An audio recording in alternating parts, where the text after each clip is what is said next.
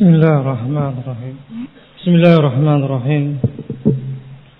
Innal hamdalillah nahmaduhu ta'ala wa nasta'inuhu wa nastaghfiruh wa na'udzu billahi min shururi anfusina wa min sayyiati a'malina. May yahdihillahu fala mudilla lahu wa may yudlil fala hadiya lahu.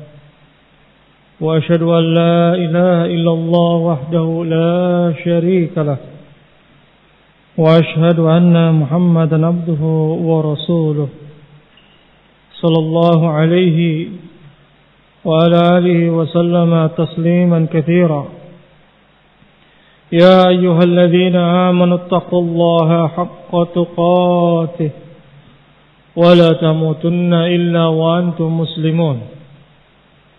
يا أيها الناس اتقوا ربكم الذي خلقكم من نفس واحدة وخلق منها زوجها وبث منهما رجالا كثيرا والنساء واتقوا الله الذي تساءلون به والأرحام إن الله كان عليكم رقيبا. يا أيها الذين آمنوا اتقوا الله وقولوا قولا سديدا يصلح لكم أعمالكم ويغفر لكم ذنوبكم ومن يطع الله ورسوله فقد فاز فوزا عظيما. ثم أما بعد فإن أصدق الحديث كتاب الله وخير الهدي هدي محمد صلى الله عليه وعلى آله وسلم وشر الأمور محدثاتها فإن كل محدثة بدعة وكل بدعة ضلالة وكل ضلالة في النار. قال رحمه الله تعالى فصل. Sekarang kita masuk ke fasal yang baru dari kitab At-Taharah. Dan At-Taharah yang bermakna An-Nadhafah, membersihkan, dan At-Taharah sebagaimana di sini akan disebutkan termasuk dari syarat sahnya salat. Taharah termasuk dari syarat sahnya salat. Sebagaimana Syekh Sa'di rahmatullahi taala alaihi di sini akan menyebutkan. Faslun fil miyah, tentang permasalahan air. Al-miyah di sini jamak dari ma.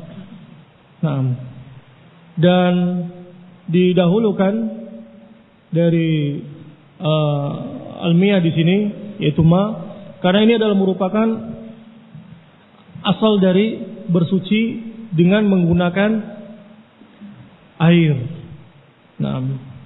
Terkecuali nanti pembahasan apabila tidak ada air, maka boleh untuk bertayamum.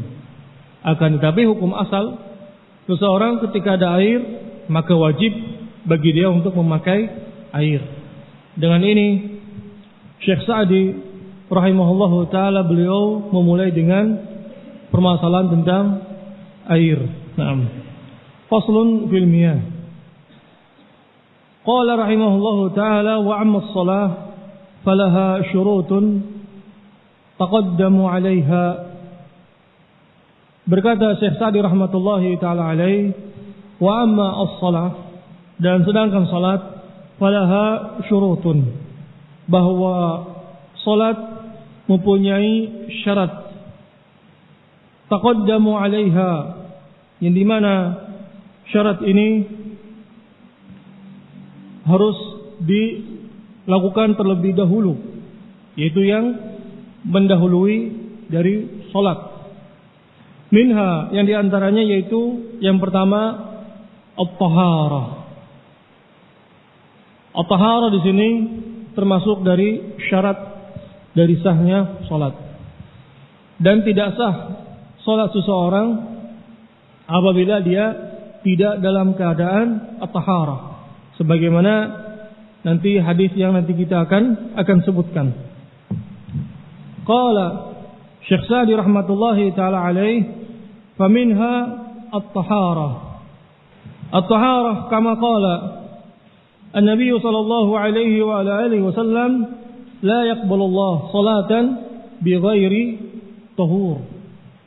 Sebagaimana dalam hadis Nabi sallallahu alaihi wa ala alihi wasallam, Allah Subhanahu wa taala tidak akan menerima salat seseorang bighairi tahur, apabila dia tanpa bersuci. Naam. Hadis ini di sini sebutkan muttafaqun alaih. Hadis ini dengan lafaz la yaqbalullah salatan bighairi tahur. Dengan lafaz ini, hadis ini dikeluarkan oleh Ibnu Umar radhiyallahu taala anhu, yang dikeluarkan oleh Imam Muslim, dan lafaz muttafaqun alaih, yaitu sebagaimana dalam hadis Abi Hurairah radhiyallahu taala anhu, bahwa Nabi sallallahu alaihi wa ala alihi wasallam bersabda, la yaqbalullahu salata ahadikum idza ahdatha hatta yatawadda. Ini lafaz yang muttafaqun alaih, yaitu Nabi sallallahu alaihi wa ala alihi wasallam bersabda, la yaqbalullahu salata ahadikum. Allah Subhanahu wa taala tidak akan menerima salat di antara kalian idza ahdatha, apabila mempunyai hadas, hatta yatawadda, sampai dia berwudu. Sedangkan lafaz yang disebutkan oleh rahimahullahu taala, lafaz ini lafaz Imam Muslim dari seorang sahabat, yaitu Ibnu Umar radhiyallahu taala anhuma. Hadis la yaqbalullah salatan bighairi tahur, hadis lafaz ini hadis Ibnu Umar radhiyallahu taala anhuma. Baik. Nabi sallallahu alaihi wa alihi wasallam mengatakan, la yaqbalullah salatan bighairi tahur. Allah Subhanahu wa taala tidak akan menerima salat seseorang apabila dia tidak bersuci. Naam. yakni apabila seseorang mempunyai hadas, baik hadas yang kecil ataupun hadas yang besar. Hadas yang kecil yaitu ma kharaja min sabilain, apa-apa yang keluar dari dua lubang, buang air kecil dan juga buang air besar. Hadas yang besar, hadas akbar, yaitu yang mewajibkan baginya untuk mandi. Dan mandi seperti dia dalam keadaan junub, kalau perempuan dalam keadaan haid kemudian dia telah suci, maka dia mandi suci. Naam. Qala rahimahullahu taala, faman lam yatatahhar min al-hadath al-akbar wal asghar wan najasah fala salata lahu. Faman lam yatatahhar, barang siapa seseorang yang dia tidak bersuci min al-hadath al-akbar, dari hadas yang besar. Hadas yang besar sebagaimana yang tadi kita sebutkan, apa-apa yang mewajibkan baginya untuk mandi. Ini mandi janabah, seperti ihtilam, mimpi basah, dan juga iltiqa al-khitanain, dan juga apabila perempuan sudah suci dari haidnya, maka wajib baginya untuk mandi. Ini semuanya hadas akbar. Baik. Faman lam yatatahhar min al-hadath al-akbar wal asghar. Al-asghar itu hadas yang kecil, yaitu apa-apa yang mewajibkan baginya untuk berwudu, seperti ma kharaja min sabilain, apa-apa yang keluar dari dua lubang. Nah, dan juga pembatal-pembatal wudu yang lainnya, pembatal wudu yang lainnya, seperti makan daging unta, itu termasuk dari pembatal wudu. Nah, taib. Wan najasah. Wan najasah yaitu menghilangkan najis. Menghilangkan najis di sini menghilangkan najis yang melekat pada tubuhnya dan juga menghilangkan najis di tempat salatnya. Nah, di hadapannya dan juga apa yang melekat di dalam tubuhnya. Ketika sudah buang air kecil, bersihkan najisnya tadi. Ketika sudah buang air besar, maka bersihkan najisnya tadi. Baik. Wa qala rahimahullahu taala wa taharah naw'an. Taharah itu dibagi menjadi dua. Yang pertama, ahaduhuma at-taharatu bil ma', yaitu bersuci dengan air. Wahia al-asl. Dan ini adalah merupakan yang asal, yaitu bersuci dengan air.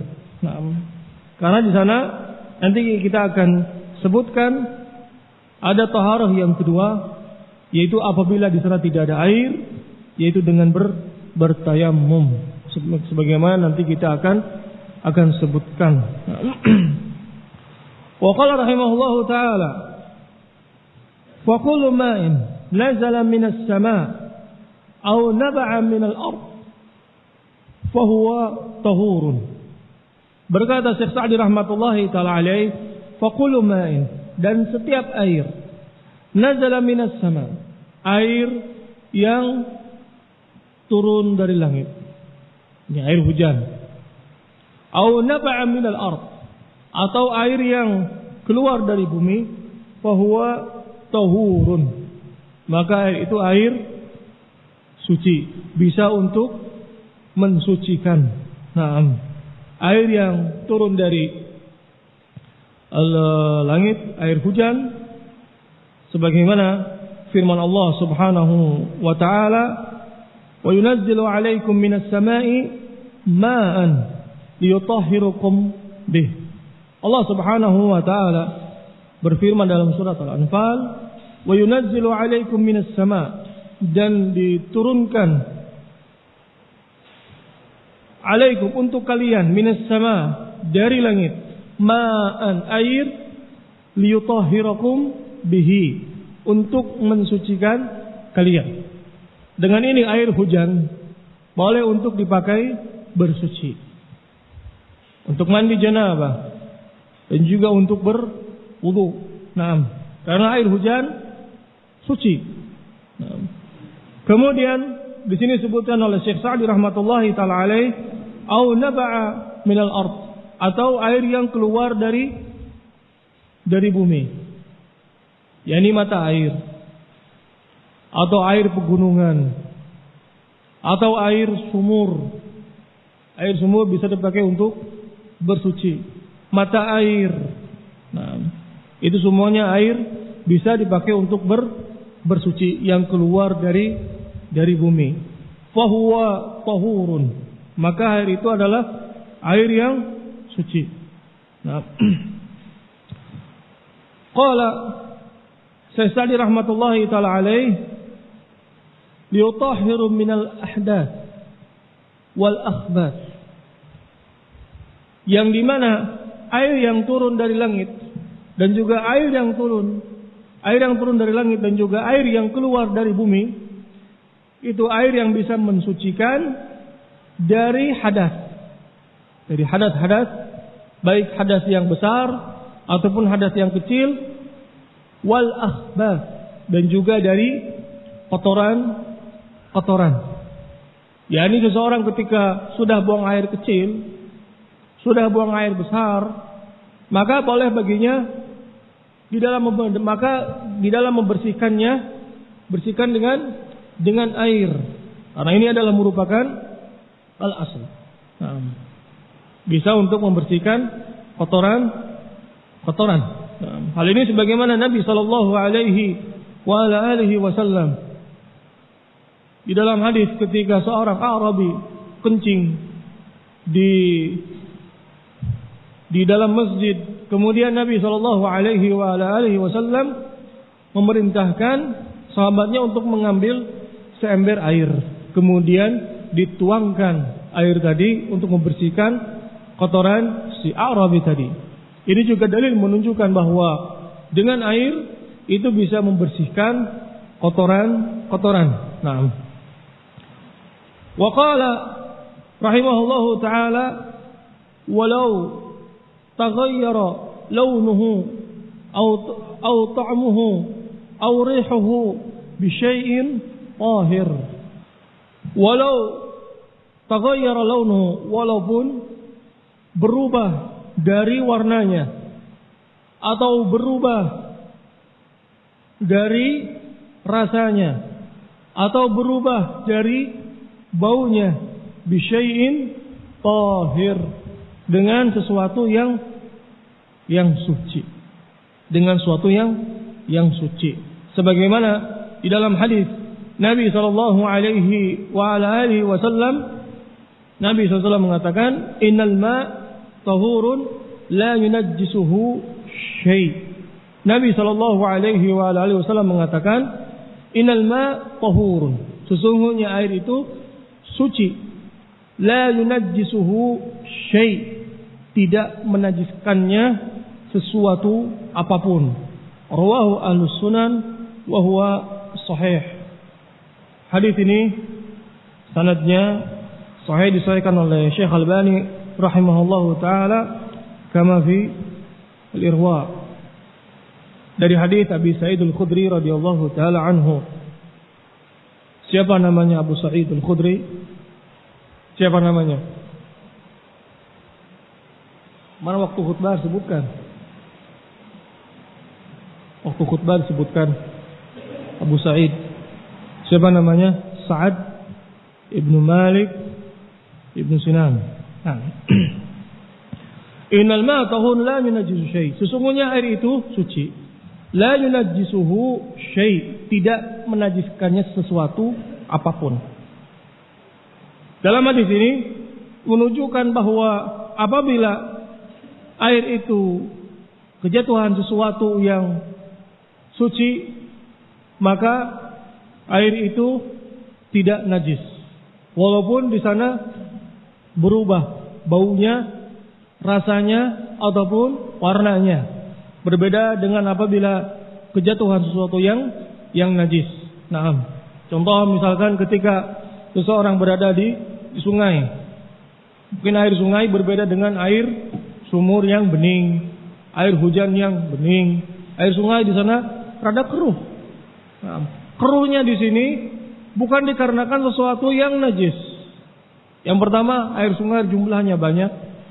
Nah, dan juga di sana keruhnya dikarenakan mungkin bercampurnya dengan seperti pasir atau tanah, dan itu bukan sesuatu yang najis. Maka di sana bisa untuk dipakai bersuci, bisa untuk dipakai bersuci. Wallahu taala a'lam. Baik. Insyaallah taala kita akan teruskan pembahasan kita pada pertemuan berikutnya. Wassallallahu ala nabiyyina Muhammad wa ala alihi wa ashabihi wa sallama tasliman katsira. Subhanakallahumma bihamdik asyhadu an la ilaha illa anta astaghfiruka wa atubu ilaik. Assalamualaikum warahmatullahi wabarakatuh. Bismillahirrahmanirrahim. Bismillahirrahmanirrahim. Innal hamdalillah nahmaduhu ta'ala wa nasta'inuhu wa nastaghfiruh wa na'udzu billahi min shururi anfusina wa min sayyiati a'malina. Man yahdihillahu fala mudilla lahu wa man yudlil fala hadiya lahu. Wa asyhadu an la ilaha illallah wahdahu la syarika lahu. وأشهد أن محمدا عبده ورسوله صلى الله عليه وعلى آله وسلم تسليما كثيرا. يا أيها الذين آمنوا اتقوا الله حق تقاته ولا تموتن إلا وأنتم مسلمون. يا أيها الناس اتقوا ربكم الذي خلقكم من نفس واحدة وخلق منها زوجها وبث منهما رجالا كثيرا والنساء واتقوا الله الذي تساءلون به والأرحام إن الله كان عليكم رقيبا يا أيها الذين آمنوا اتقوا الله وقولوا قولا سديدا يصلح لكم أعمالكم ويغفر لكم ذنوبكم ومن يطع الله ورسوله فقد فاز فوزا عظيما ثم أما بعد فإن أصدق الحديث كتاب الله وخير الهدي هدي محمد صلى الله عليه وعلى آله وسلم وشر الأمور محدثاتها فإن كل محدثة بدعة وكل بدعة ضلالة وكل ضلالة في النار. Salat sebagaimana dalam hadis Nabi sallallahu alaihi wa alihi wasallam, la yaqbalullahu salatan bighairi tahur. Dan juga dalam hadis yang lain, dalam hadis Abi Hurairah radhiyallahu taala anhu, bahwa Nabi sallallahu alaihi wa alihi wasallam bersabda la yaqbalullahu salata ahadikum idza hadatsa hatta yatawadda. Hadis muttafaqun alaih. Di sini merupakan dalil menunjukkan bahwa tidak sah salat seseorang yang di sana bighairi taharah. Dan sebagaimana dikatakan oleh Syekh Sa'di rahmatullahi taala alaih, wa taharah nau'an, taharah itu ada dua. Ahaduhuma, salah satunya itu at-taharah bil ma, taharah dengan air. Dan ini adalah merupakan al-asl. Kemudian Syekh Sa'di mengatakan fa kullu ma'in nazala minas sama', setiap air yang turun dari langit itu air hujan, au naba'a minal ard, atau air yang keluar dari bumi, fahuwa tahur, maka air itu suci, bisa membersihkan dari hadas-hadas wal akhbas, dan juga kotoran-kotoran. Walau taghayyara launuhu au ta'muhu au rihuhu bisyai'in tahir, walaupun air tadi, air sumur ataupun air hujan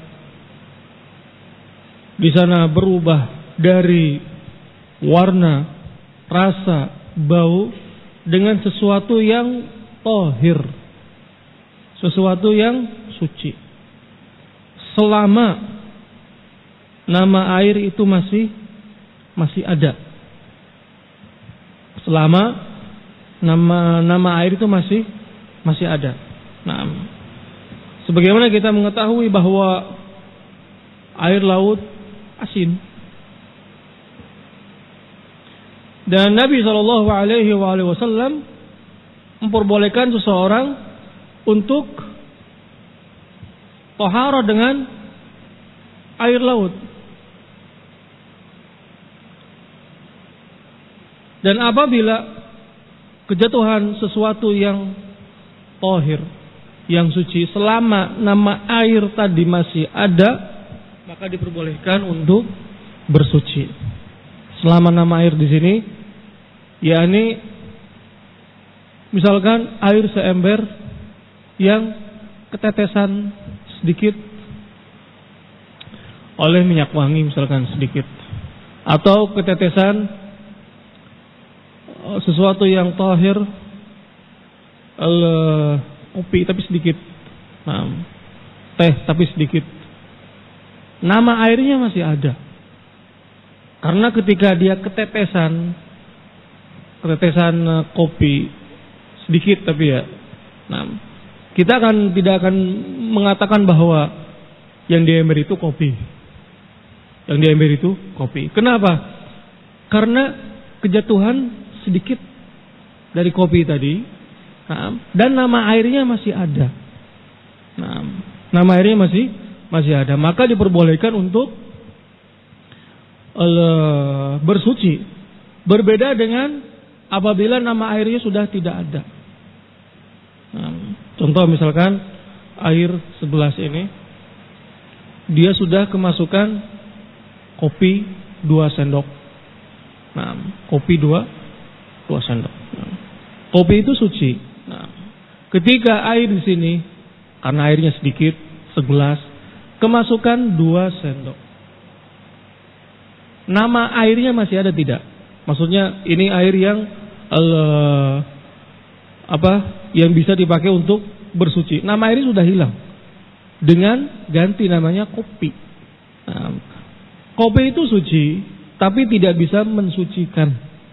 Nah, kenapa? Karena nama airnya sudah hilang. Nama airnya sudah hilang.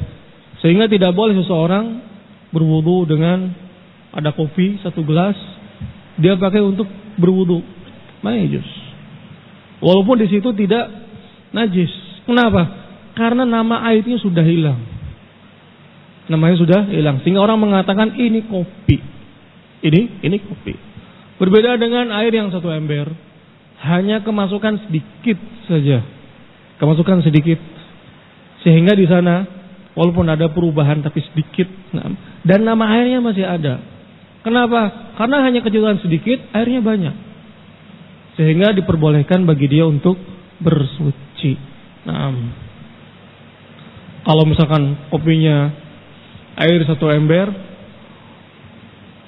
kopinya misalkan 1 kilo atau 2 kilo, ya sudah, tidak boleh bagi dia untuk bersuci. Kenapa? Karena nama airnya sudah hilang. Nama air yang bisa dipakai dia untuk bersuci sudah hilang. Sehingga orang mengatakan itu kopi. Kopi dalam bentuk banyak, dalam bentuk satu ember. Kalau sedikit saja, sedikit itu tidak berpengaruh. Sehingga ini Syekh Al-Sa'di rahmatullahi taala alaih menyebutkan law taghayyara launuhu aw ta'muhu aw rihuhu bi syai'in tahir, dengan sesuatu yang tahir dan tidak merubah dari nama air tadi. Nah, tidak merubah dari nama air tadi, hanya kemasukan sedikit saja. Nah, hanya kemasukan sedikit saja. Maka dalam keadaan seperti ini boleh. Nah, atau kemasukan misalkan tanah. Ada air 1 ember. Kemasukan tanah tapi sedikit tanahnya. Nah, banyak, sedikit. Air 1 ember. Nama airnya masih ada walaupun nama keruh sedikit. Nah, kalau misalkan 1 ember tanahnya misalkan 1 sendok semen, 2 sendok semen gede, yang bisa pakai buat aduk tuh sendok maka jadi lumpur air tadi. Maka nama airnya sudah hilang, dia menjadi lumpur. Dalam keadaan seperti ini tidak boleh dijadikan untuk bersuci. Kenapa? Karena nama airnya sudah hilang. Baik. Kama qala Nabi sallallahu alaihi wa alihi wasallam, innal ma' tahurun la yunajjisuhu syai'. Sesungguhnya air yang suci itu tidak menajiskannya sesuatu apapun. Rawahu Al-Sunan wa huwa sahih. Hadis ini sebagaimana kita sebutkan disahihkan oleh Syekh Al-Albani rahmatullahi taala alaihi kama fi Irwa. Qala rahimahullahu ta'ala, fa in taghayyara ahadu awsafihi binajasatin fa huwa najis yajibu ijtinabuhu. Apabila berubah dari salah satu sifat, apa itu salah satu sifat? Dari warna, dari bau, dan dari rasa. Nah, dan berubah di sini dengan sesuatu yang najis. Air yang bening itu warnanya apa? Bening. Air yang bening, air biasa, itu rasanya apa? Tawar. Air yang bening, baunya apa? Tidak ada baunya. Kalian ambil air biasa. Apabila di sana berubah dengan kejatuhan sesuatu yang najis, baik ketiga-tiganya, dari warnanya ataupun dari rasanya ataupun dari baunya, rasanya, juga dari warnanya dengan sesuatu yang najis, fahuwa najis. Yajibu ijtinabuhu, maka wajib untuk menjauhinya. Kejatuhan sesuatu yang najis seperti kejatuhan bangkai atau kejatuhan kotoran manusia atau sesuatu yang najis yang lain. Maka apabila berubah, maka dia menjadi najis. Tayyib. Hal ini sebagaimana al-ijma' para ulama.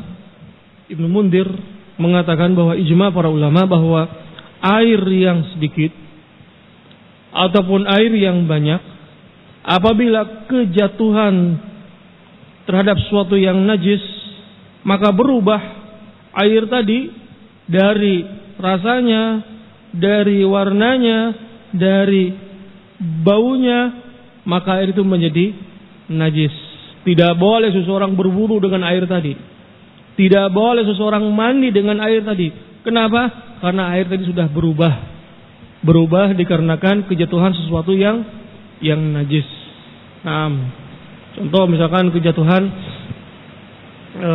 bangkai tikus, ember, air satu ember, kejatuhan bangkai tikus. Bangkai najis.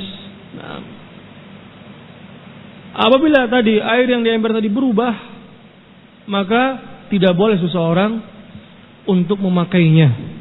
Tidak boleh seseorang dipakai untuk bersuci, baik untuk berwudu ataupun seseorang untuk mandi. Sebagaimana di sini Syekh Sa'di rahimahullahu taala, beliau mengatakan fa in taqayyaru ahadu awsafihi binajasatin fa huwa najsun yajibu ijtinabu. Wajib untuk menjauhkannya. Kenapa? Karena sudah tidak bisa untuk dipakai, najis. Baik air itu banyak ataupun air itu sedikit. Baik air itu banyak ataupun air itu sedikit, maka apabila berubah, maka itu menjadi najis. Kejatuhan sesuatu yang najis kemudian berubah, maka di sana air tadi menjadi najis. Dan al-ibrah di sini dengan perubahan. Ibrah di sini dengan perubahan. Baik air tadi banyak ataupun air tadi sedikit. Baik air tadi banyak ataupun air tadi sedikit. Kalau misalkan kejatuhan sesuatu yang najis, akan tapi tidak berubah. Baik air itu banyak atau air itu sedikit, kejatuhan sesuatu yang najis dan tidak berubah, maka apakah bagi kita diperbolehkan untuk bersuci? Jawabannya jaiz. Diperbolehkan untuk bersuci. Yang menjadi khilaf yaitu apabila air itu sedikit dan kejatuhan sesuatu yang najis. Kalau air banyak, kejatuhan sesuatu yang najis, berubah, maka tidak boleh dipakai.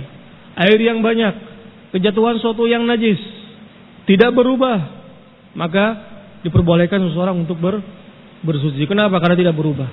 Air yang sedikit, kejatuhan sesuatu yang najis, berubah dari baunya, rasanya, juga warnanya, tidak boleh bagi dia untuk bersuci. Yang menjadi khilaf yaitu yang keempat, air yang sedikit apabila kejatuhan sesuatu yang najis tapi tidak berubah.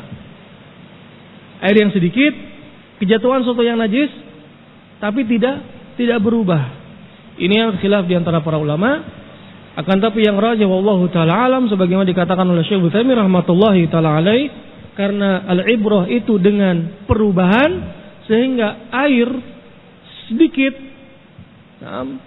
dan dia kemasukan sesuatu yang najis,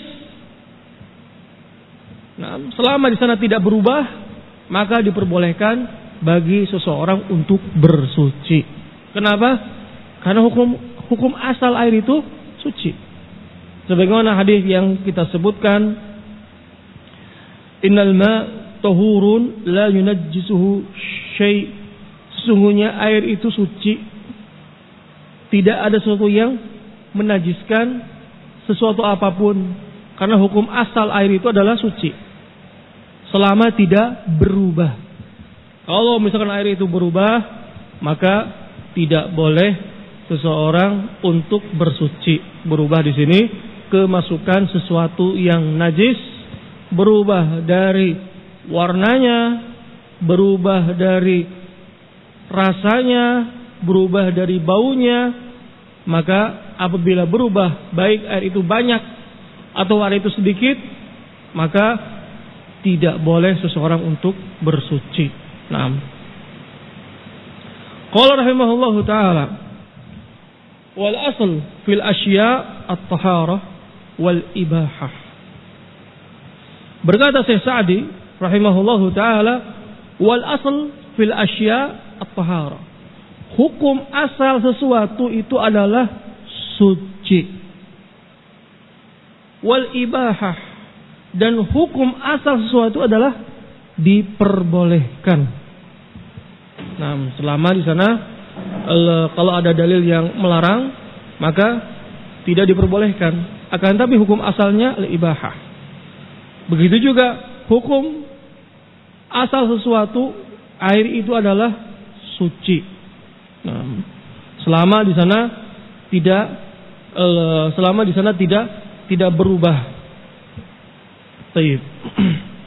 Sisanya insyaallah taala kita teruskan kembali pada pertemuan berikutnya. Wassallallahu ala nabiyyina Muhammad wa ala alihi wa ashabihi wa sallama tasliman katsira. Subhanakallahumma bihamdik asyhadu an la ilaha illa anta astaghfiruka wa atubu ilaik. Assalamualaikum warahmatullahi wabarakatuh. Alhamdulillahi wahdahu la syarikalah wa asyhadu an la ilaha illallah wa asyhadu anna Muhammadan abduhu wa rasuluh sallallahu alaihi wa ala alihi wa sallama tasliman katsira. Thumma amma ba'd. Kita teruskan kembali insyaallah taala pembahasan kita kali ini, pembahasan kitab Manhajus Salikin li Syekh Sa'di rahimahullahu taala.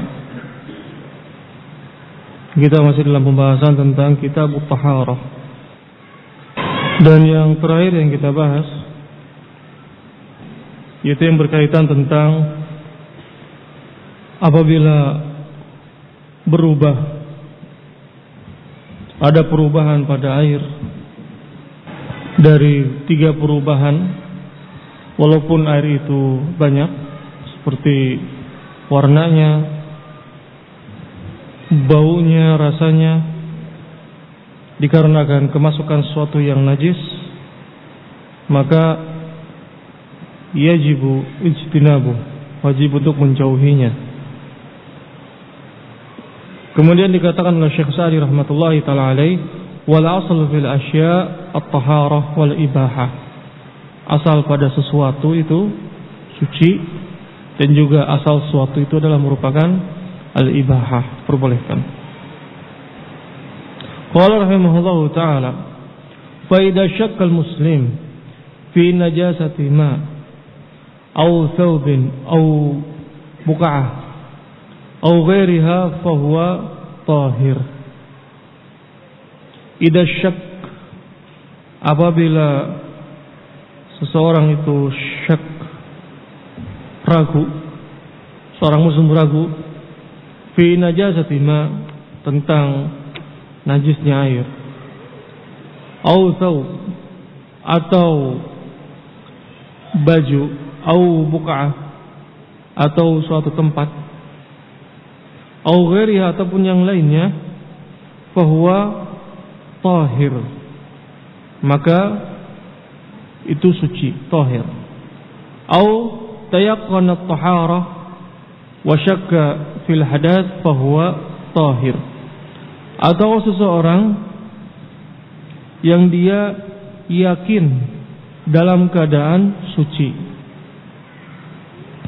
dan ragu di dalam hadas, fahuwa tahir. Ucapan Syekh Sa'di rahimahullahu ta'ala yaitu, apabila seseorang dalam keadaan suci kemudian ragu dia mempunyai hadas atau tidak, maka dalam keadaan seperti ini di sini sebutkan dia tayakkan, dia yakin bahwa dia telah bersuci, fahuwa tahir, maka dia dalam keadaan suci. Kenapa? Karena dia yakin. Dan di sana terdapat kaidah yang menyebutkan bahwa al-yaqin la yazulu bisyak. Sesuatu yang meyakinkan itu tidak dapat hilang hanya dengan keraguan. Sehingga seseorang apabila dia yakin, maka tetap pada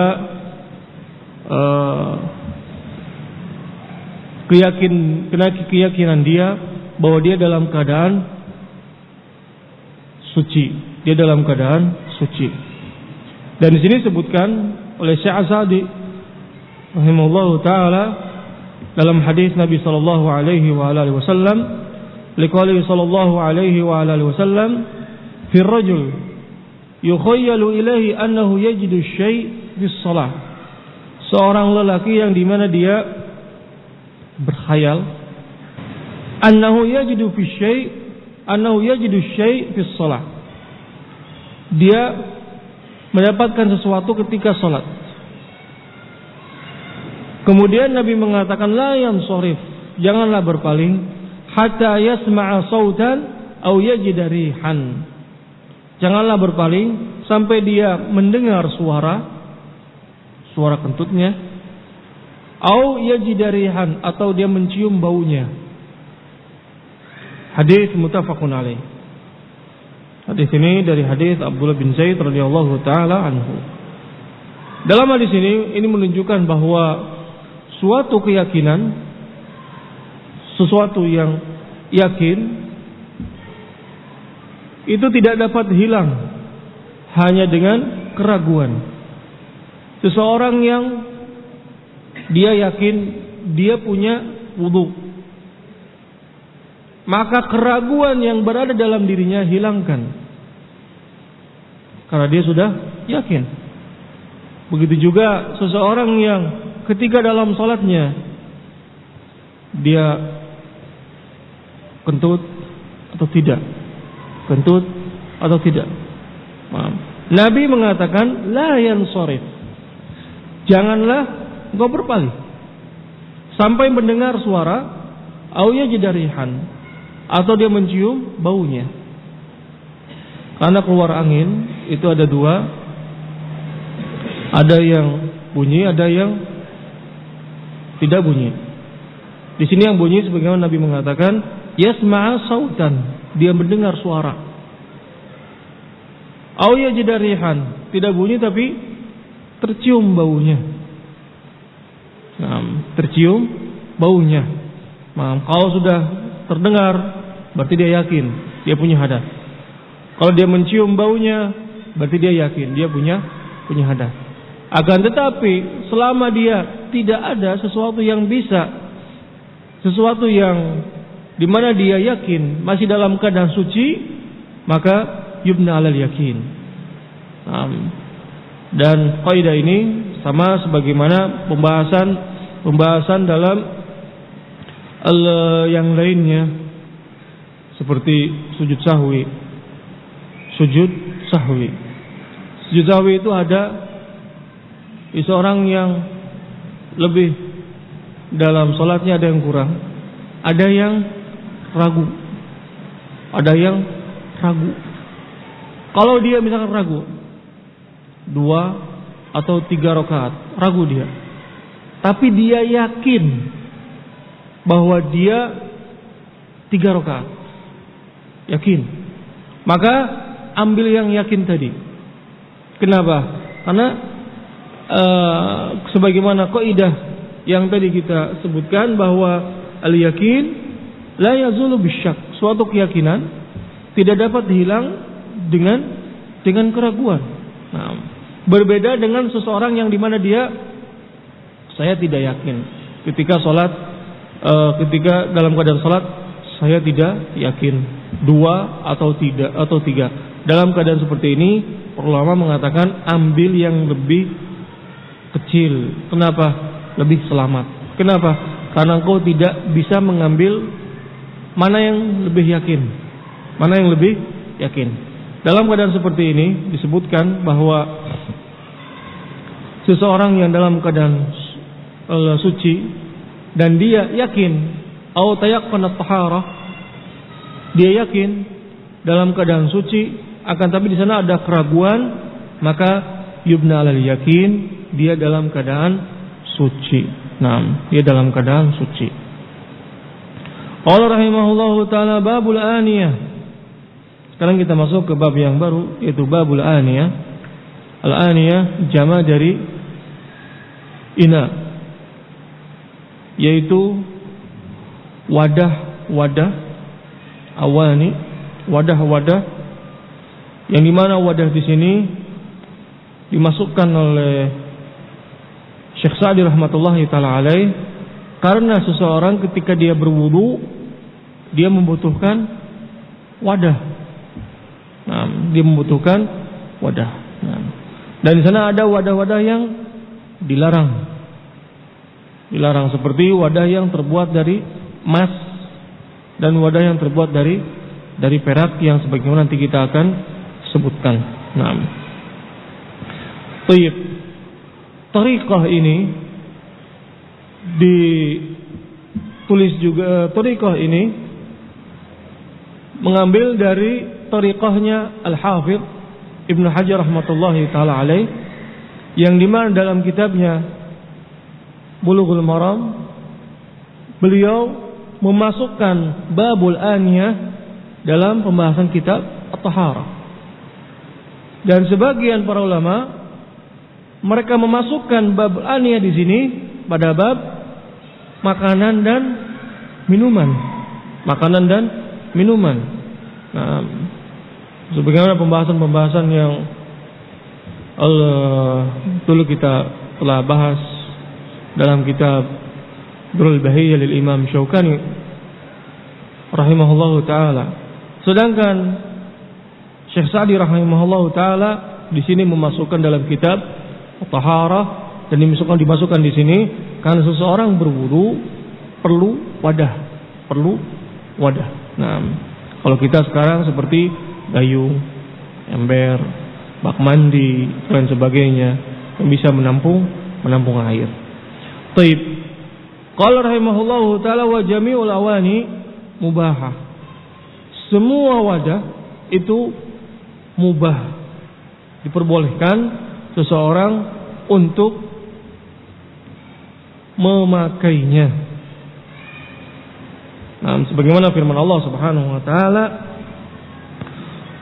"Huwallazi khalaqa lakum ma fil ardi jami'an." Allah lah yang telah menciptakan yang berada di bumi semuanya. Nah, baik. Qala rahimahullahu taala illa aniyat dzahab wal fiddah, terkecuali wadah yang terbuat dari emas dan perak.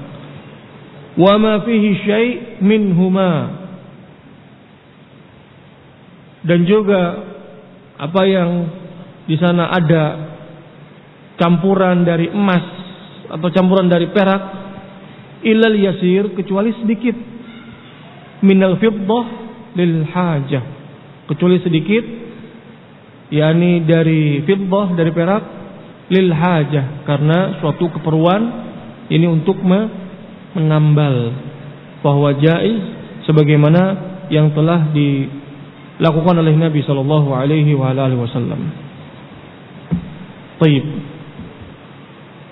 Aniyah, wadah-wadah yang terbuat dari emas dan terbuat dari perak,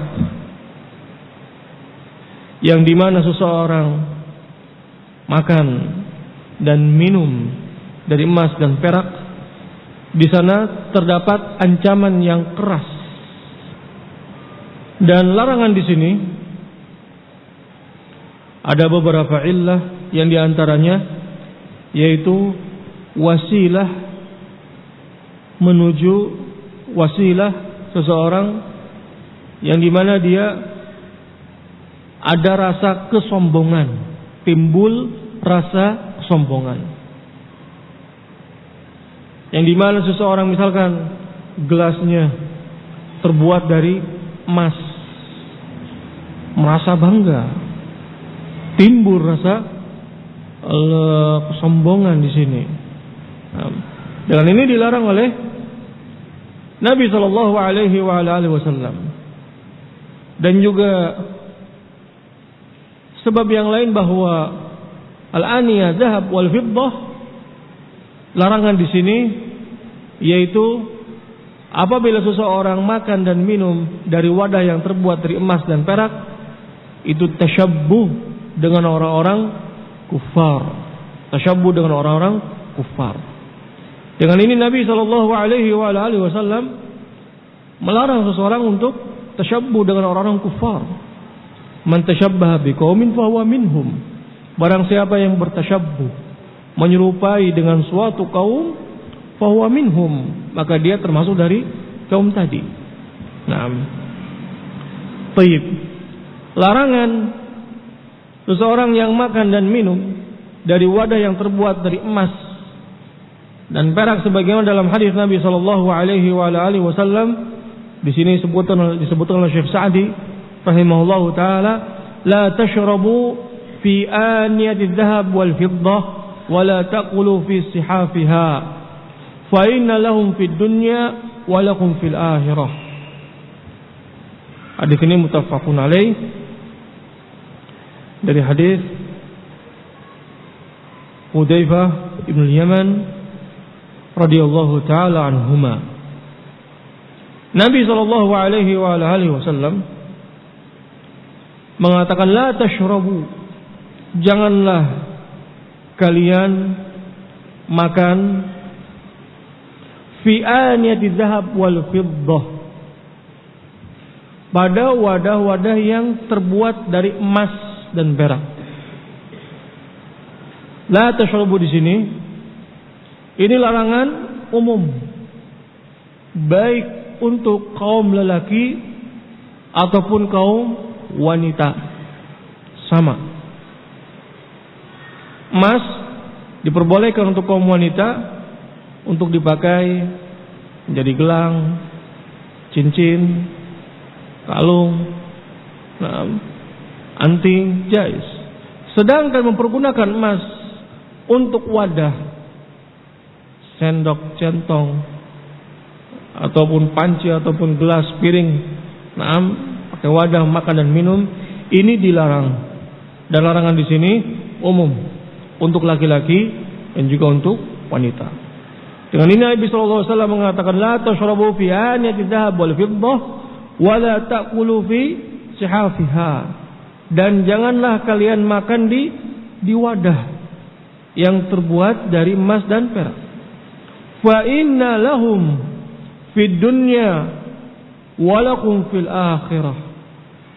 Fa inna lahum, karena sesungguhnya aniyah zahab dan fiddah tadi untuk orang-orang kafir di dunia, wa lakum fil akhirah, dan untuk kalian nanti di akhirat. Nah, di akhirat seseorang boleh untuk mempergunakannya, boleh, jais. Sedangkan di dunia mayajuz. Nah, ini termasuk dari tasyabbuh dengan orang-orang kufar. Tasyabbuh dengan orang kufar. Hal ini sebagaimana dikatakan pula oleh Syekh Islam Ibnu Taimiyah rahimahullahu taala dalam kitabnya Iqtidas Shiratal Mustaqim. Iqtidas Shiratal Mustaqim, beliau mengatakan bahwa orang-orang yang memakai al-harir, sutra, Nah, pembahasan sutra nanti kita akan bahas. Nah, diperbolehkan tapi hanya sedikit saja, sedangkan sutra semuanya itu dilarang dan diperbolehkan bagi seseorang yang punya penyakit gatal. Nah, itu lil udzur. Dan sutra di sini wal awani, dan wadah-wadah yang terbuat dari emas dan perak itu merupakan tasyabbuhan bil kuffar, menyerupai orang-orang kafir. Nah, bahkan di sana terdapat ancaman yang keras dari Nabi sallallahu alaihi wasallam dalam hadis Ummi Salamah radhiyallahu taala anha, qalat qala Rasulullah sallallahu alaihi wasallam alladhi yashrabu fi ina'il fiddah innama yujarjiru fi batnihi nar jahannam. Muttafaqun alaih. Dalam hadis Ummi Salamah radhiyallahu taala anha, beliau mengatakan bahwa Nabi sallallahu alaihi wasallam bersabda, alladhi yashrabu, orang yang minum di wadah yang terbuat dari al-fiddah, yang terbuat dari fiddah, perak, innama yujarjiru fi batnihi nar jahannam, dia seperti memasukkan ke dalam perutnya api neraka jahanam. Api neraka jahanam. Ini ancaman yang keras dari Nabi sallallahu alaihi wasallam, sehingga seseorang yang minum dari wadah terbuat dari perak, dia seakan-akan memasukkan sendiri ke dalam perutnya api neraka jahanam. Nah, ini termasuk ancaman yang keras dari Nabi sallallahu alaihi wasallam, dan ini termasuk pengharaman, bahkan para ulama mengatakan juga termasuk min kabairid dzunub, dosa yang besar. Kenapa? Karena ancamannya api neraka jahanam. Nah, sebagian para ulama mengatakan bahwa termasuk dari dosa besar karena ancamannya termasuk ancamannya api neraka jahanam. Baik. Syekh Sa'di rahimahullahu taala beliau mengatakan illa yasir, kecuali diperbolehkan min fiddah, diperbolehkan akan tetapi dari perak, lil hajah, suatu keperluan. Hal ini sebagaimana dalam hadis Anas bin Malik radhiyallahu taala anhu, bahwa mangkuknya Nabi sallallahu alaihi wasallam itu inkasara, pecah. Kemudian fattakhadha makana sya'bi silsilatan min fiddah. Kemudian Nabi sallallahu alaihi wasallam di tempat yang retak tadi ditambal dengan menggunakan perak, fiddah.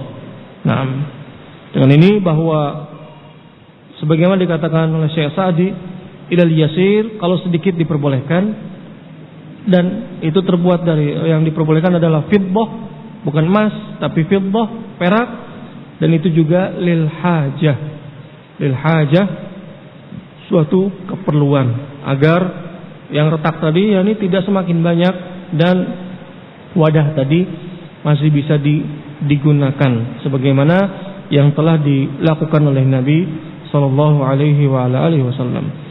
Ini juga dalil menunjukkan bahwa apabila ada sesuatu yang masih bisa digunakan, masih bisa untuk diperbaiki, maka perbaikilah, jangan dibuang.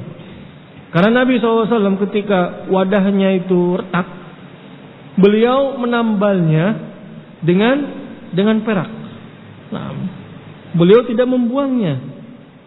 Ini dalil menunjukkan bahwa perabotan-perabotan rumah tangga kalau masih bisa dimanfaatkan dengan cara memperbaikinya, maka perbaikilah. Nah, maka perbaikilah. Nah, ada yang misalkan putus, bisa ditambal atau bisa disambung kembali, sambung kembali. Nah, tidak membuangnya. Baik. Dengan ini kita sudah selesai pembahasan tentang babul aniyah.